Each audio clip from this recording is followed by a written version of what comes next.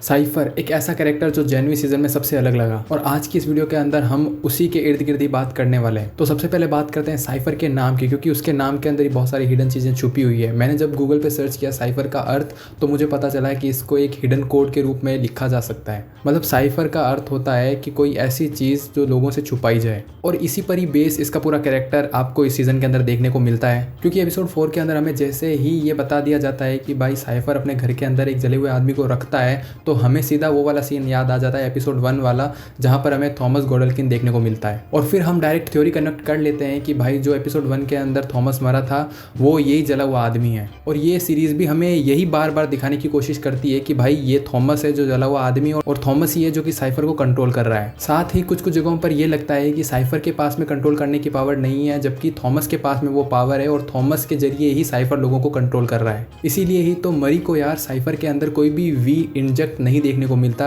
उसे ऐसा ही लगता है कि भाई साइफर जो है वो एक नॉर्मल आदमी है, उसके पास में कोई भी पावर नहीं है। क्योंकि मेरे हिसाब से जो पावर उसके पास में कंट्रोल करने की वो उसकी पावर नहीं है, एज ए थॉमस की पावर है। और रही बात थॉमस को साइफर को कंट्रोल करने की, तो इसका आंसर हमें इस सीरीज में बहुत बार देखने को मिलता है। जहां मैं मोस्ट पॉइंट हाईलाइट करूं, जब पॉलिटी और वो दोनों बैठे होते हैं चेयर पर, तो साइफर क्या करता है, उसे चाकू लेके अपने हाथ में मार लेता है और उसके चेहरे पर एक भी सिकन नहीं देखने को मिलती। तो दर्द तो यार उसे क्या ही हो रहा होगा। साथ ही सीजन के स्टार्टिंग में ही केट उसका दिमाग पढ़ना चाहती है, पर साइफर का वो दिमाग नहीं पढ़ पाती है। क्यों? क्योंकि साइफर खुद ही किसी और के कंट्रोल के अंदर है, तो इस वजह से केट भी उसका दिमाग नहीं पढ़ पाती। और आप अगर मेरी जेनवी की ब्रेकडाउन की वीडियोस देख रहे हो तो आपको याद होगा एपिसोड 5 के ब्रेकडाउन में मैंने एक चीज़ आपको पॉइंट आउट की थी।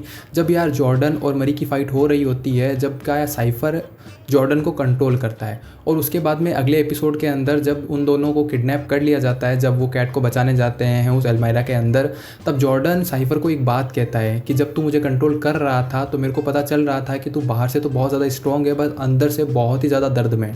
तो इसका मतलब मैं सीधा कनेक्ट कर सकता हूँ कि एक्चुअलिटी के अंदर साइफर नहीं, जबकि थॉमस जो है वो एक्चुअलिटी के अंदर दर्द के अंदर है। तो इससे भी हमें पता चलता है, और ये सीरीज़ हमें बार बार इंडिकेट करती है कि एक्चुअलिटी के अंदर थॉमस ही कंट्रोल कर रहा है साइफर को। साथ ही हमें स्टार्टिंग के अंदर एक फ्लैशबैक दिखाया गया जिसके अंदर हमें एक लैब दिखाई गई और उसी के अंदर थॉमस गॉडल्किन जलकर राख होता हुआ दिखाया गया। तो मेरे हिसाब से वो इसलिए बच गया क्योंकि वहाँ पर बहुत सारे इंजेक्शन पड़े थे वी के, और बाकी डॉक्टर्स भी ले रहे थे, तो उनके रिएक्शन कर रहा था। तो हो सकता है जो थॉमस ने इंजेक्शन लिया वो उसके रिएक्शन ना करा, और उस इंजेक्शन की वजह से ही वो आज अभी बच रखा हो। तभी तो यार जब एडलर बोलता है कि वहाँ पर लैब में आग लगी थी तो वहाँ पर थॉमस की बॉडी नहीं मिली थी। क्यों? क्योंकि वो बच गया था। मे बी उसने उस वी इंजेक्शन का यूज़ कर लिया होगा। और उस टाइम से लेके अभी तक थॉमस क्या कर रहा है, साइफर की बॉडी को कंट्रोल कर रहा है। और इसीलिए ही मेरे को लगता है कि साइफर जब मरी पैदा होती है तब वहाँ पर मौजूद होता है, क्योंकि उस टाइम भी मेरे को लगता है कि थॉमस कंट्रोल कर रहा होगा साइफर को। और ये एक सबसे बड़ी वजह है कि साइफर चाहता है कि मैरी अपनी एक्सट्रीम पावर को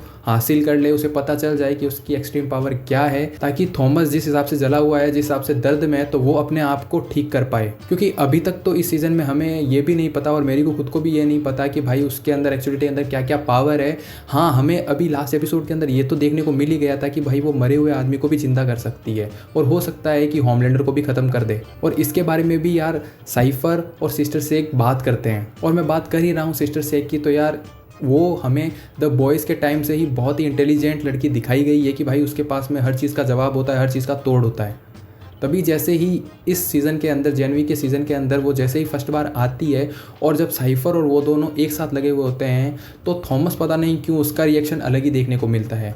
और सेक भी यार साइफर को नहीं बल्कि थॉमस को देखकर एंजॉय कर रही होती है। और इससे हमें ये पता लगाया जा सकता है कि भाई साहब सेक को तो पता है कि एक्चुअलिटी के अंदर थॉमस ही कंट्रोल कर रहा है साइफर को, और एक्चुअलिटी के अंदर साइफर नहीं बल्कि थॉमस ये चाहता है कि मरी की पावर एकदम एक्सट्रीम लेवल पे हो जाए, ताकि वो साइफर की बॉडी को छोड़ के एक नया होस्ट ढूंढ ले, वो भी मैरी के अंदर।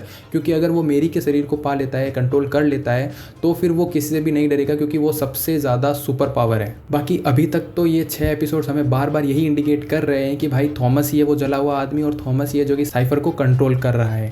बाकी जो भी थ्योरी थी साइफर को लेके वो मैंने इस वीडियो के अंदर में भी मेन पॉइंट्स को कवर कर लिया है। बाकी आपके ध्यान में भी अगर कोई थ्योरी याद आ रही है तो नीचे कमेंट कर देना, हो सकता है मैं भूल गया हूँ। बाकी आज की वीडियो कैसी लगी इसके बारे में भी कमेंट कर सकते हो। जैसे ही एपिसोड 7 आएगा मैं ब्रेकडाउन की वीडियो डालूंगा, तो प्लीज़ चैनल को भी सब्सक्राइब कर लेना।